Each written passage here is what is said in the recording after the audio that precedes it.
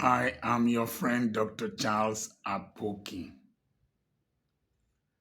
When Moses was tending the father's in law's flock in the wilderness, he got to the extremity of the wilderness, and God appeared to him in a bush, a shrub. The shrub was burning, but it was not consumed. That is the description of the Bible writers based on the level of their knowledge. Then you see behind me, you can see that lamp. That lamp has a bulb. That bulb has inert gases inside, or an inert gas.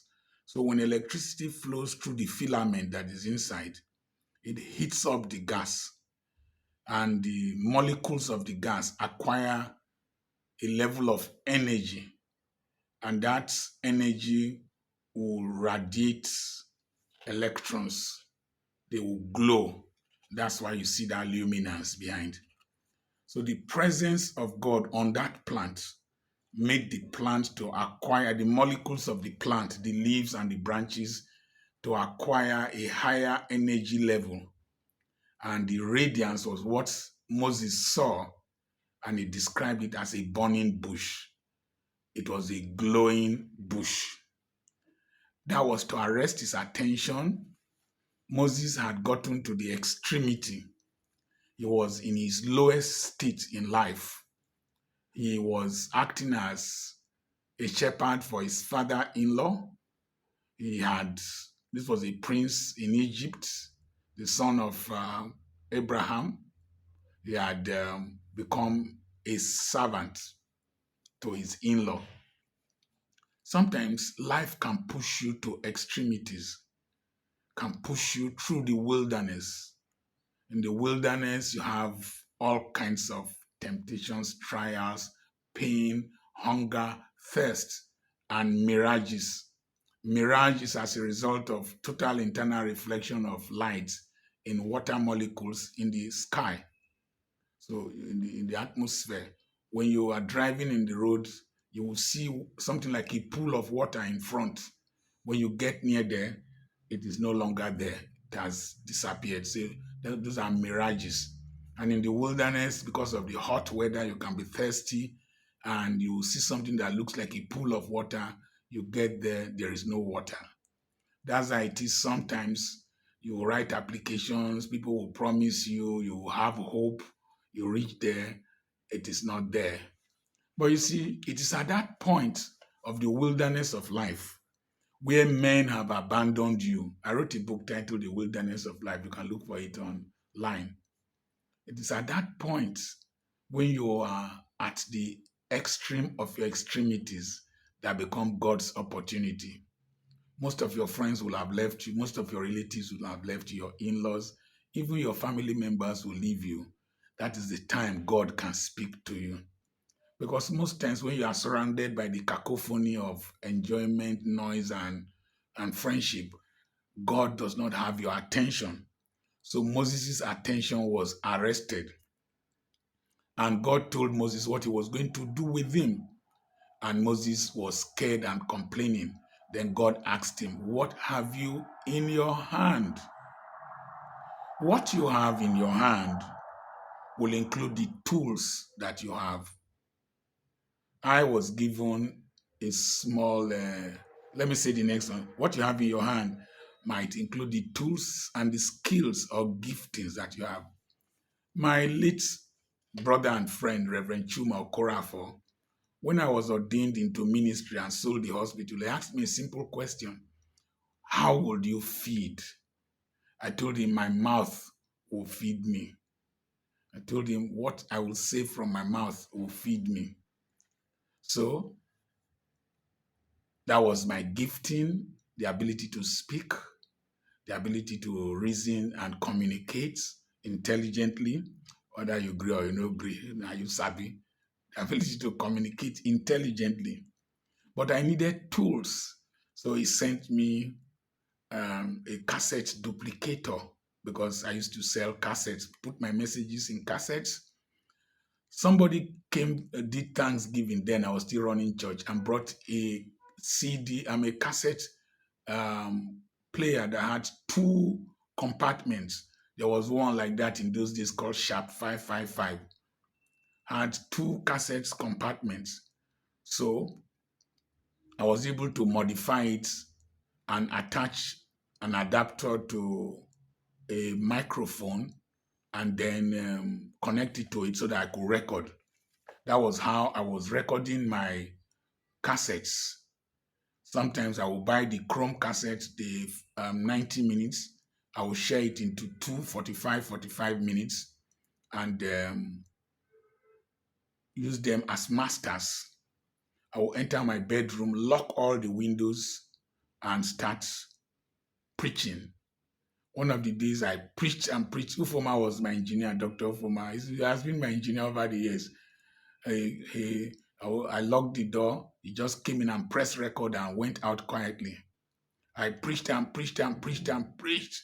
After 45 minutes, when I tested the master, it was making there was no recording. I did not know that he pressed the wrong button.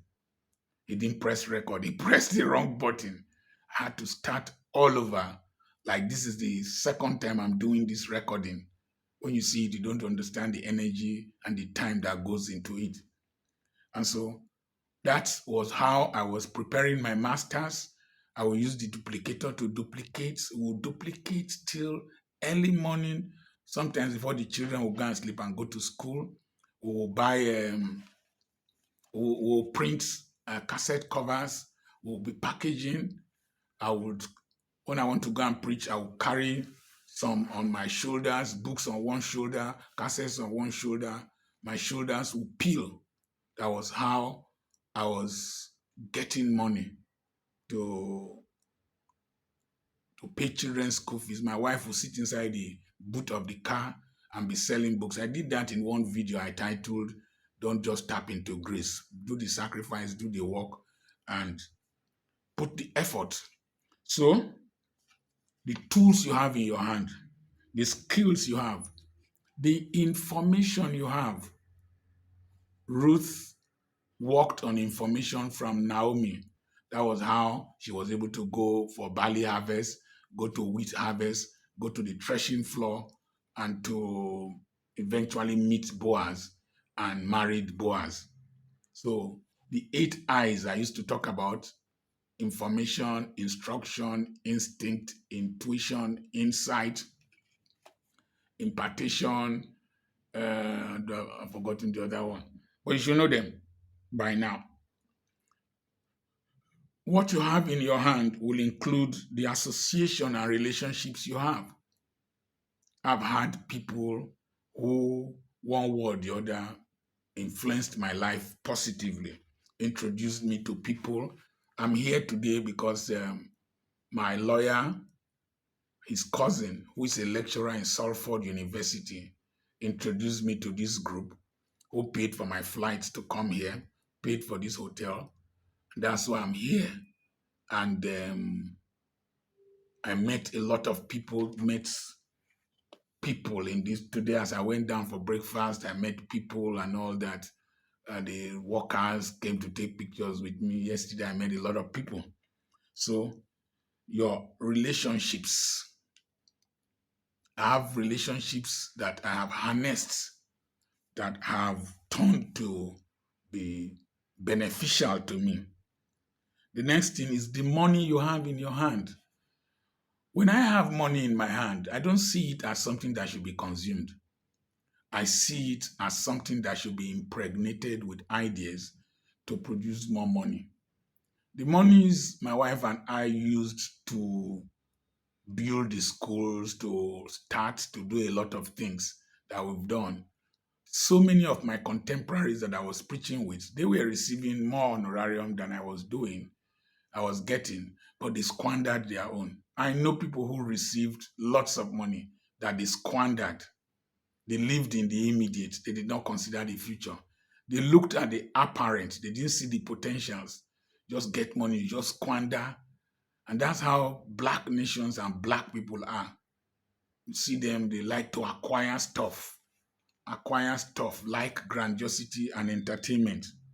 You see, when you delay your gratification and you live um, in dissimulation in the beginning, when you are young, you will find out that when you succeed and when you have wealth, people keep giving to you. This hotel is paid for. These clothes I'm wearing are gifts from people. I didn't buy the shoes I'm wearing are gifts, the singlets, the underwears, everything gift. It is because to him who has, more will be given. So the simple way to have is to have. And for you to have, you must save. For you to have, you must be frugal. For you to have, you must not live like Esau that consumes every animal that he brings home, whole, finish it. So then the next thing is your experience. The reason my messages make impact to people is that they are authentic, they are original, they are based on my experience that other people are going through. And like as I said, God told me that the challenges and the difficulties I was passing through were not for my sake or because I was evil, that I was passing through them so that when I overcome, I can teach others. And I made a covenant with God that if I could pass through, I will raise 1 million African entrepreneurs, Africans that will preach the gospel with boldness, with wisdom, and with wealth. So your experience is a school. It might be painful. Learn from it. The blessings are the lessons. Then your exposure. I was exposed to good education, exposed to the opportunity to open the Church of God Mission School at Aba. And I was able to make the school richer than the church within 2 years. And I took that skill, that exposure back to Delta State and applied it in the school that we opened. And what I did with the people at God Church of God Mission about 39 Umola Road was my exposure to the Living Word ministries of Brother Ima Okori and Sister Chinyere Okori. I saw how they started Living Word Academy that has turned to a university. So I applied the principle. At least I am building a tertiary institution also. So the principles you steal with your eyes. Hamilton Naki, the South African tall, huge man from Nkankane in Transkei, was a gardener that was called into the theater to help hold down giraffes when they were doing experiments on why the giraffe, as tall as it is, when it bends down, the brain does not burst because of excessive pressure from the heart. It will take a lot of pressure to pump blood to the height of the head of the giraffe. But the giraffe can bend down to eat something on the ground. Why does the head not burst? So the brain not burst. They were working on the heart, and it needed somebody to hold down giraffes. And Hamilton Naki was there to help them hold down the giraffes. In the process of his assisting in the theater, he started to acquire skills by observation. And at a point, he was teaching resident doctors how to do liver transplants. He was so good. He didn't go to medical school just by observation. And since it was animals, no person considered him a risk to them. And then I think in December 31st, 1963, Dr. Christian Bernard had a call that he needed to do a heart transplant that they had been practicing. And who was the best person most qualified to assist him? It was Hamilton Naki that they called from his townships in South Africa where poor people, black people live, was called from his township to come and assist Christian Bernard. He was told, you're a black man. He said, I know. You're not supposed to touch white skin. He said, I know. You're not supposed to touch white blood. He said, yes, sir. But go to this part of the theater. A curtain was put in between. Open the heart and bring it to me. Meanwhile, Christian Bernard was opening this other man's thoracic cavity, Hamiltonaki went to this other side, opened the thoracic cavity, and brought the heart, handed over to Christian Bernard. Christian Bernard completed the surgery, and he received the glory as the man that did the first heart transplant. However, when you do surgery, you will sign an assistant and all. The Hamiltonaki was written as the assistant. When they took the group photograph, there was a black man with them. They were wondering what the black man was doing there, and people were told that he was a theater attendant. After Nelson Mandela came into power, it was realized that Hamilton Naki was part of the team that did that heart transplant, and he was not given any honor. And then the books were opened and he was rewarded. He was given a medical degree, and a health center was built in his town, Nkangane, to honor him. And when they asked him, "How did you learn your skills?" he said, "I stole with my eyes." You see, most people who don't do well in life, they relate with excellence, relate with rich people, relate with intelligent people. They don't steal with their eyes and their ears. They are only critical of what others are doing to excel. So most stupid people don't learn by associating with people. They're always looking for what is wrong based on their own anger they project. When I see people come here to make stupid comments, first thing I do, I go and check their profiles. 99.99% of the times, you will see somebody who has been on YouTube for 10 years with one subscriber. You will see some of them, nothing in their page. They are coming to, to criticize, to advise, and I don't agree with you. Well, what's my business with you? Who are you? I agree with myself. That's why I came here. And you see, because they are too critical of others, they also criticize themselves, and they are never bold enough to start. And so Hamiltonak is told with his eyes. I went to Canaan land, and I raised up my hands to thank God, but God said, "Put down your hands, observe what is being done here, and go home and replicate."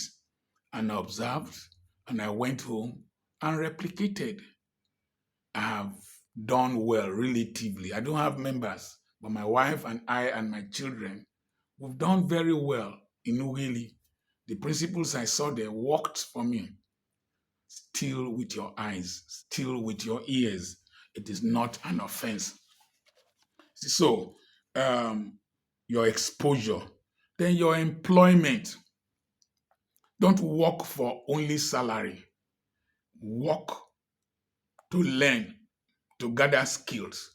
Work in such a way that you will become consulted in future, and you become a consultant. You acquire skills. I was the men's fellowship leader for the Church of God mission in Imo and Abia states. Leading men, I now understand the challenges and the difficulties men go through. And so you see, it has turned to a ministry. I was the youth Sunday school teacher, and teaching youth Sunday school. I understood their pains. Many of the people I taught in Sunday school, they are big ministers of God today. Some of them are bishops, big men all over the world. There was one of them that he's late now. He invited me to Australia to preach in the church. He was pastoring there. And so working with youths, I understood. I was quite young then too. I was in my 20s, early 20s to late 20s. I taught them for over a period of time. I understood their pains. I understood their challenges. I can speak their lingo. And so I was effective. And so you see a lot of young people here in this channel. They call me real grandfather because I fill the void that their fathers could not fill.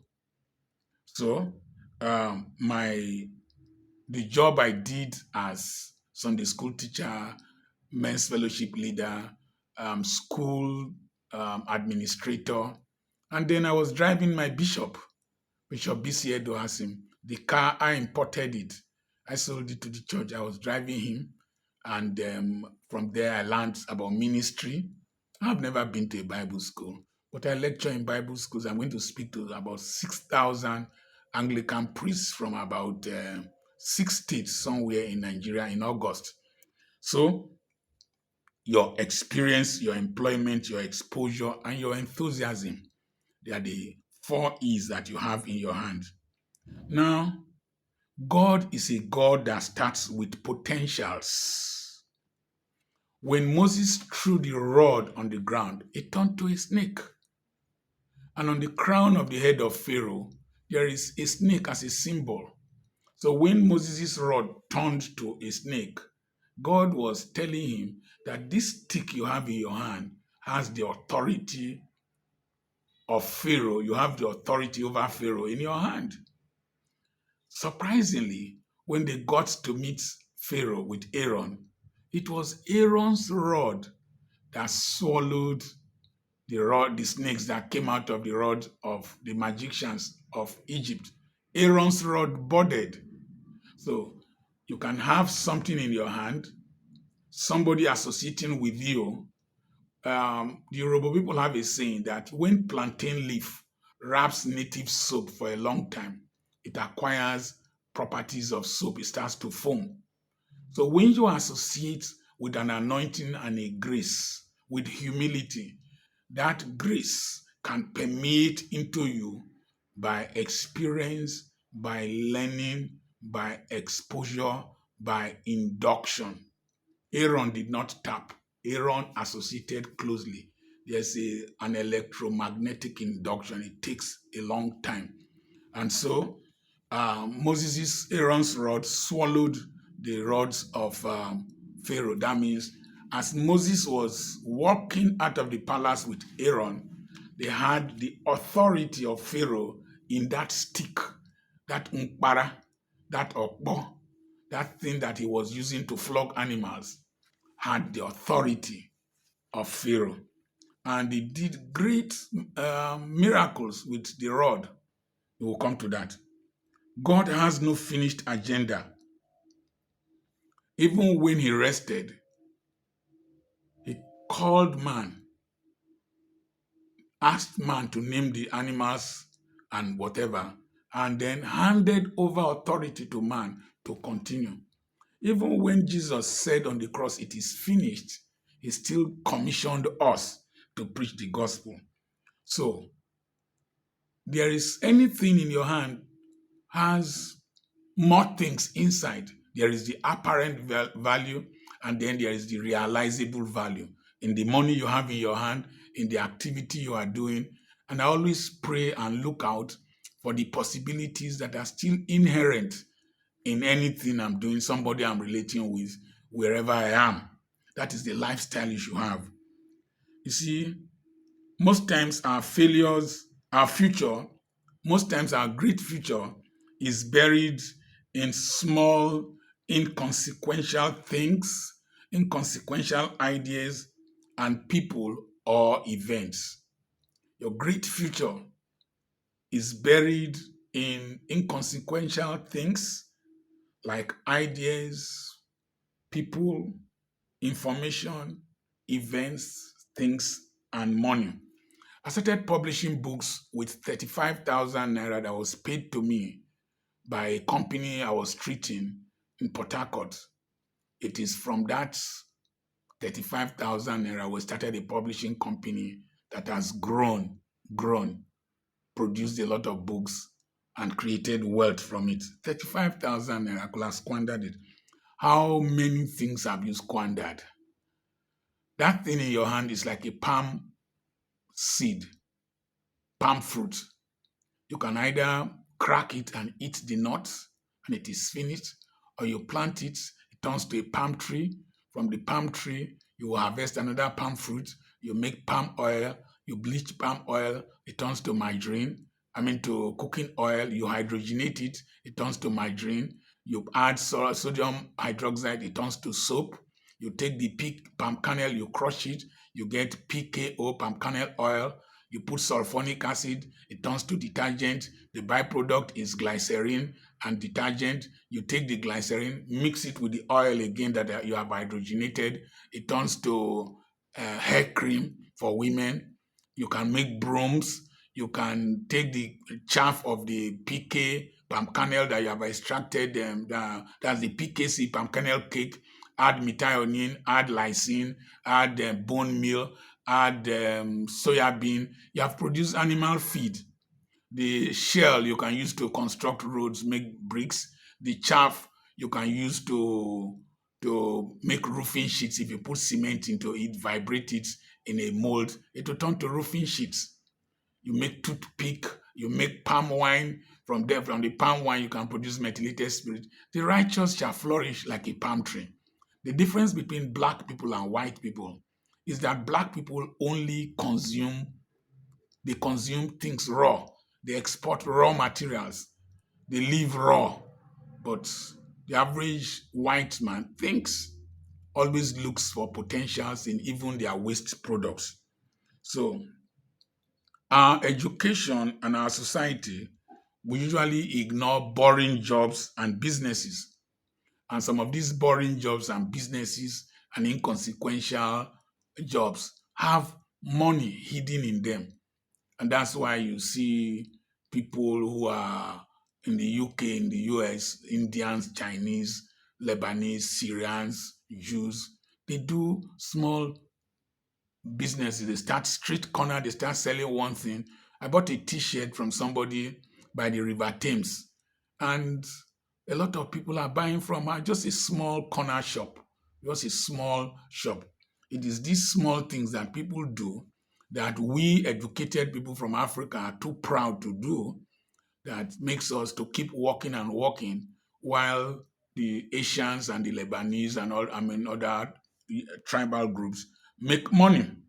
So it is not what you have that matters. You need to identify it. God will always ask, what do you want me to do for you, Jesus? What do you have in your hand?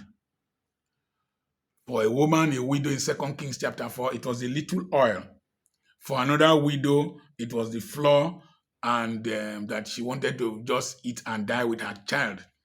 For Jesus Christ and this multitude of disciples, it was loaves, as if 5 fishes and a few loaves, or 5 loaves and fishes.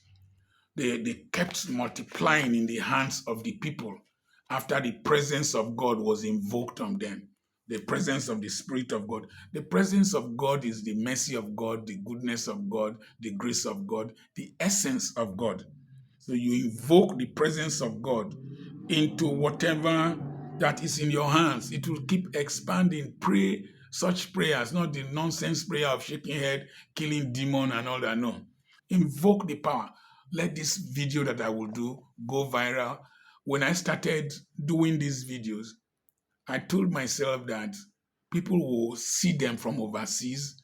They will support my ministry. And the first person that called from the US sent 1.1 million naira to me. He promised from the number of zeros, it was 1 billion he promised, but he sent 1.1 million. I have not troubled him again.